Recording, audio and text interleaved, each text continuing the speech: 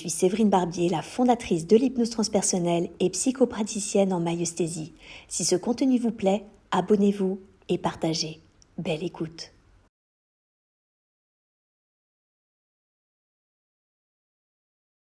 Aujourd'hui, c'est la journée de la nature et je voulais vous délivrer un petit message sur ce thème en lien avec une question qui m'a été posée durant la formation hypnose transpersonnelle que j'ai animée à Paris dernièrement. Et déjà, le fait que nous devions avoir une journée de la nature, eh bien, ça montre bien justement à quel point on en est séparés. En tout cas, à quel point on s'en croit séparés, devrais-je dire. Au quotidien, je remarque qu'il y a de plus en plus d'éco-anxiété, de personnes qui souffrent justement de l'état écologique du monde, de l'état social, de l'état politique du monde, jusqu'à remettre en question le fait de mettre au monde un enfant sur cette terre, à cette époque, dans ces conditions-là.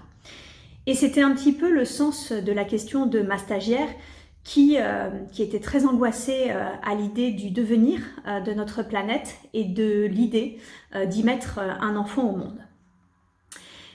Et cette réponse, je crois qu'elle, en tout cas ma réponse, puisque ça, forcément ça ne parlera que de moi et de mes croyances, pour moi elle va se situer à différents niveaux. Déjà, l'état de la planète, ce qui se passe, ce n'est pas nié. Personnellement, je sais lire les rapports du GIEC, je vois tout simplement la modification du climat et des saisons, les pluies intenses, les sécheresses extrêmes qu'on a de plus en plus souvent. Et quand je vois que l'on a atteint en 2024 les prévisions climatiques que l'on était censé atteindre en 2100, je trouve qu'effectivement il y a de quoi être inquiet et de quoi tirer la sonnette d'alarme.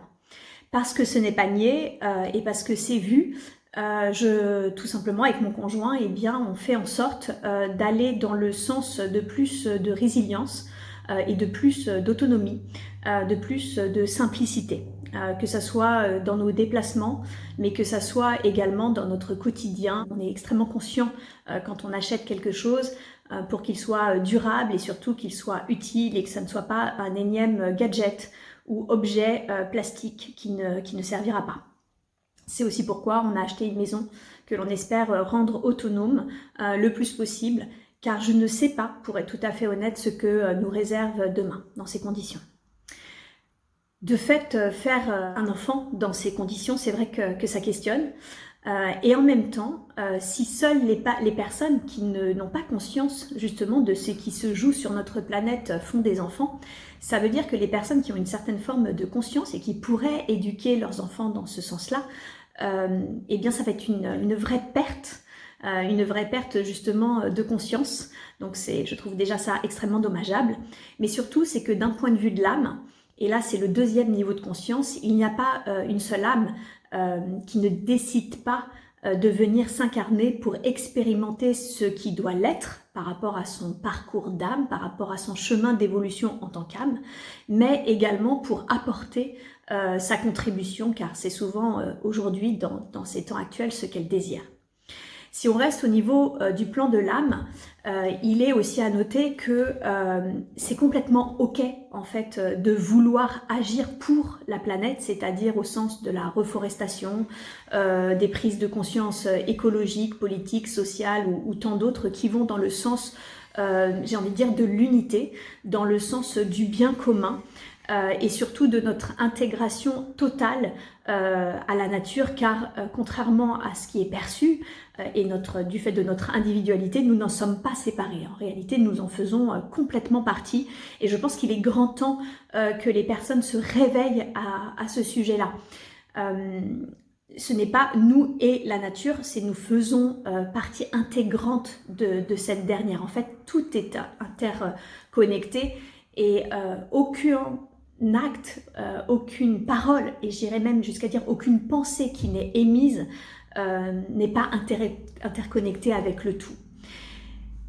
De fait, avoir des élans ainsi pour la planète, que ce soit des élans comme nous on le fait avec mon conjoint, de plus d'autonomie et de résilience, donc à un niveau individuel, familial, ou tout simplement plus global à l'aide d'associations, c'est très bien quand ça part du cœur et que c'est vraiment dans un sens d'amour, de paix et d'harmonie.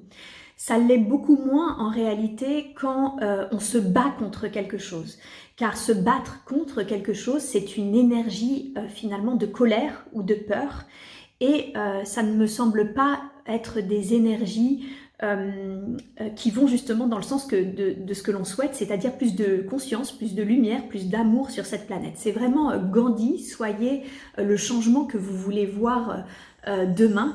Et ce changement-là, eh bien, il doit passer par le cœur en réalité. Donc, faire quelque chose pour la planète, pour les peuples qui souffrent, leur envoyer beaucoup d'amour, de lumière, agir même concrètement au sein d'associations, c'est complètement ok quand c'est un élan de l'âme, un élan d'amour, mais ça l'est beaucoup moins, il me semble, quand c'est de la colère et quelque chose qui est de l'ordre de la révolte, parce que là, vous nourrissez, en réalité, quand vous faites cela, vous nourrissez ce que vous combattez. C'est-à-dire que vous mettez l'énergie de peur, vous les mettez l'énergie de colère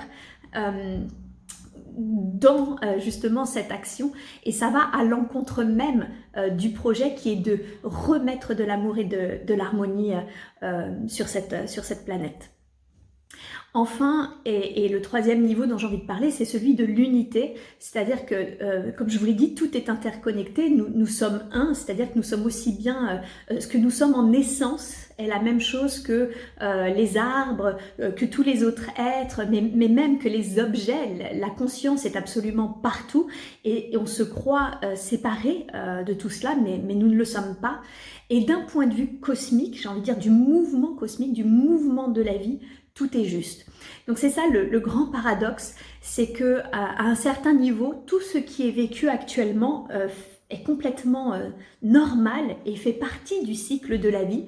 Moi personnellement, je ressens une grande lumière qui arrive, beaucoup d'amour et de lumière qui arrive, et je sais que c'est pour l'avènement de cette lumière, de cet amour, que j'ai envie de dire que le chaos existe aujourd'hui, car souvent il faut pousser au bout les extrêmes pour se rendre compte justement de certaines choses, voire même des fois il faut nettoyer, et nettoyer forcément d'une certaine façon ça soulève de la poussière et donc des difficultés actuelles.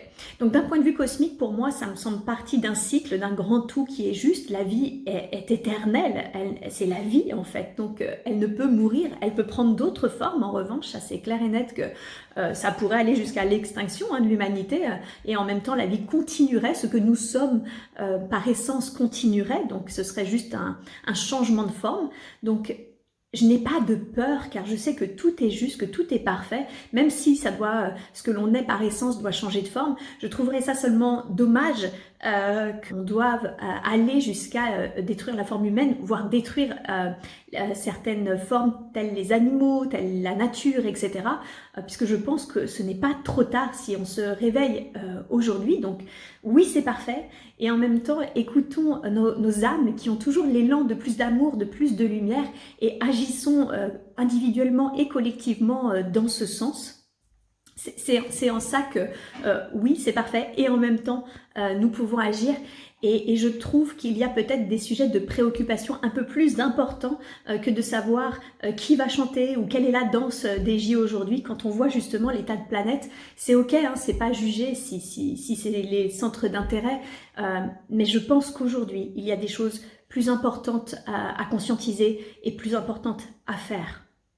J'espère que ce contenu vous a plu. Si vous souhaitez être accompagné en séance ou vous former à cette approche, retrouvez-moi sur www.séverinebarbier.com et suivez mon actualité sur Facebook et Instagram.